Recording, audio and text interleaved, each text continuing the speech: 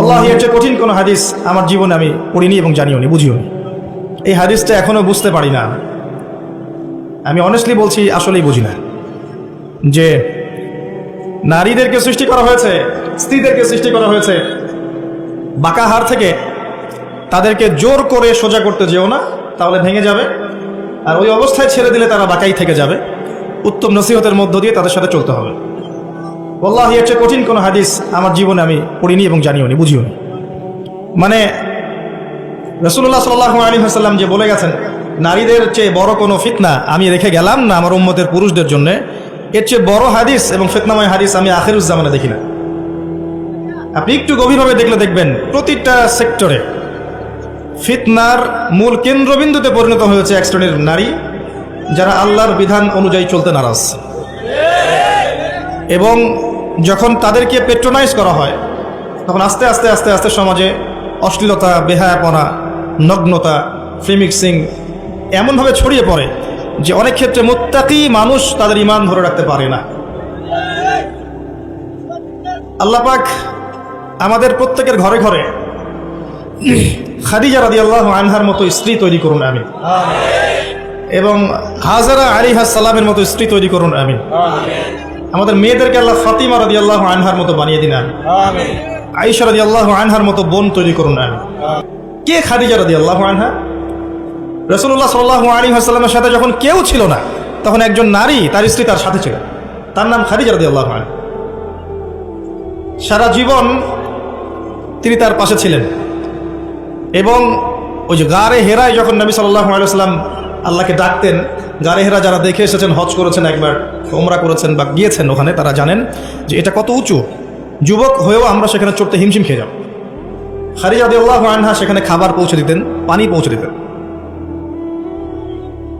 তার সম্পত্তি, তার সম্মান, তার মর্যাদা, তার ব্যাংক ব্যালেন্স, প্রতিপত্তি সব কিছু তিনি মুহাম্মদ সাল্লাল্লাহু আলাইহি ওয়াসাল্লাম এবং তার দ্বীনের জন্য উৎসর্গ করে দিয়েছেন। খুব কম মানুষকে জিবরাইল আলাইহিস সালাম সালাম জানিয়েছেন, তার মধ্যে একজন হচ্ছেন খাদিজা রাদিয়াল্লাহু আনহা।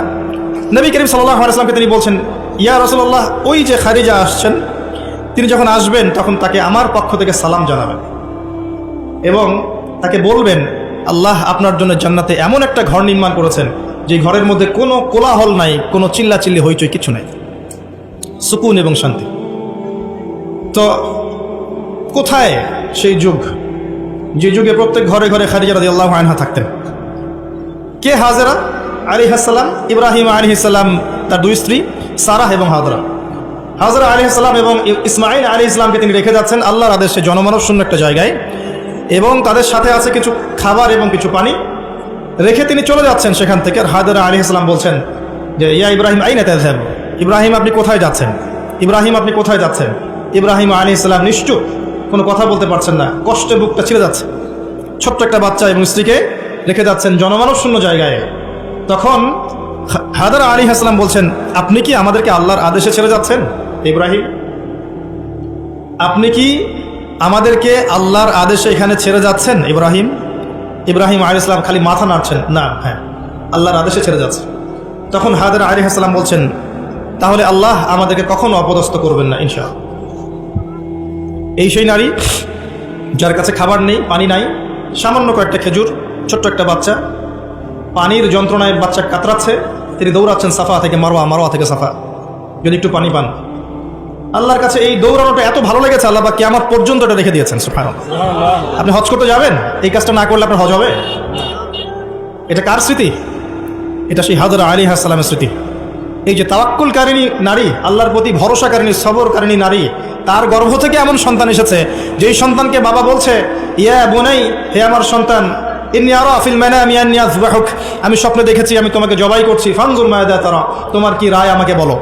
তখন ওই বাচ্চা বলছে, যার বয়স মেবি 10 বা 12 বা 15 হাইয়েস্ট, যে বয়সের আমাদের প্রজন্মের বাচ্চা কাচ্চারা কিশোর অপরাধ করে আর টিকটক চালায় আর স্মোক করে আর ড্রাগস নেয় আর মেয়ের পিছনে টাঙ্কি মারে, এই বয়সের বাচ্চা। ইসমাঈল আলাইহিস সালাম বলছেন, ইয়া আবাতি, হে আমার বাবা, ইফআল মা তুমার, হে আমার বাবা, আপনি তাই করেন যা আপনাকে আদেশ করা হয়েছে। কি আদেশ করা হয়েছে? জবাই করতে। আপনি তাই করেন যা আপনাকে আদেশ করা হয়েছে। সাতাজিদুনি ইনশাআল্লাহ মিনাস সাবিরিন, ইনশাআল্লাহ বাবা আপনি আমাকে সবরকারী পাবেন। এই জেনারেশনের একটা ছেলেকে দেখাতে পারবেন যে এরকম করে কথা বলতে পারবে? একটা ছেলে? এরা তো জানেই না জীবনের উদ্দেশ্য কি, জীবনটা কি সেটাই জানে। What is life, the definition of life, the definition of success জানে না। ওই ছোটবেলায় একটা বইয়ের বোঝা কাঁধে চাপিয়ে দেওয়া হয়েছে, ব্যাগের মধ্যে 10টা বই, এটা নিয়ে গিয়েছে প্রথমে প্লে, তারপর নার্সারি, তারপর 1 2 3 4 5 6 7 8 9 10 পড়েছে। পরীক্ষা A+ পেতে হবে, গোল্ডেন পাওয়ার জন্য যা ইচ্ছা তাই করেছে। তারপরে আপনার HSC করেছে, অনার্স মাস্টার্স করেছে, মাশাআল্লাহ।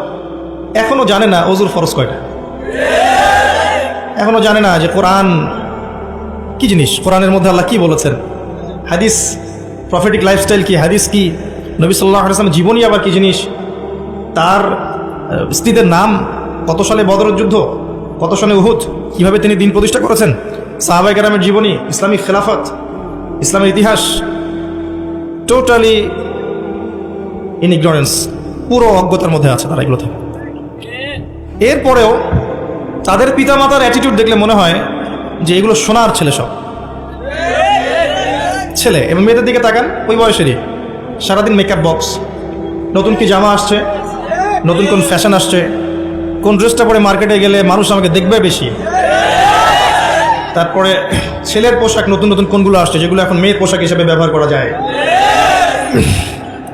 ফেসবুকিং, চ্যাটিং, স্ন্যাপচ্যাট, ইনস্টাগ্রাম, ছবি, নিজের ছবি নিজেই তুলছে, নিজেই হাসছে, একা একাই হাসে, একাই ছবি তোলে, একাই আপলোড করে। কি মনে হচ্ছে আপনাদের কাছে? এবং নবী করিম সাল্লাল্লাহু আলাইহি ওয়াসাল্লাম কিন্তু বলেছিলেন যে আখিরুজ জামান, কিয়ামত হবে না ততদিন পর্যন্ত যতক্ষণ না এমন কিছু নারী সমাজে বের হচ্ছে, নিসাউন কাসিয়াতুন আরিয়াহ, যে নারীরা কাপড় পরেও নগ্ন থাকবে। জি, আপনার স্ত্রীর কথাই বলছি, তার কথাই বলেছেন নবী সাল্লাল্লাহু আলাইহি ওয়াসাল্লাম, নিসাউন কাসিয়াতুন আরিয়াহ। আপনার বোনের কথাই বলছি, আপনার মেয়ের কথাই বলছি, কাপড় পরেও নগ্ন থাকবে। ব্যাখ্যা আমার কাছে জিজ্ঞাসা করার দরকার নেই, আপনি ভালো জানেন। মহিলাতুন মামেলাত, নিজেও আকৃষ্ট হবে, অন্যকে আকৃষ্ট করবে। আল্লাহ রসুল বলছেন এরা জান্নাতের গন্ধ কখনো পাবে না, যদিও বা জান্নাতের গন্ধ 40 বছরের দূরত্ব থেকে পাওয়া যাবে। জীবনের উদ্দেশ্য জানে না তারা। এই নারীদেরকে পাওয়ার জন্য যখন আপনি ব্যস্ত হয়ে আছেন, তখন আপনি নিজের পায়ে কুড়াল মারছেন না, বরং কুড়ালেই পা মারছেন। এদেরকে পাওয়ার জন্য আপনি যখন ব্যস্ত হয়ে আছেন, তখন আপনি কুড়ালে পা মারছেন, নিজের পায়ে কুড়াল মারছেন না। যখন তারা আপনার ঘরে আসবে, কশ্চিনকালেও তারা ইসমাইলের মতো সন্তান জন্ম দিতে পারবে না, এবং তাদের চাহিদা পূরণ করতে আপনার সারা জীবনটা শেষ হয়ে যাবে। আপনার চাহিদা পূরণ করতে এবং সন্তুষ্ট করতে আপনি হিমশিম খেয়ে যাবেন, দিন একদিকে চলে যাবে, দুনিয়া আরেক দিকে চলে যাবে। হাজার চেষ্টা করলেও দেখবেন আপনি দিন নিয়ে চলতে পারছেন না। টোটালি ফিতনাময় পরিবেশ।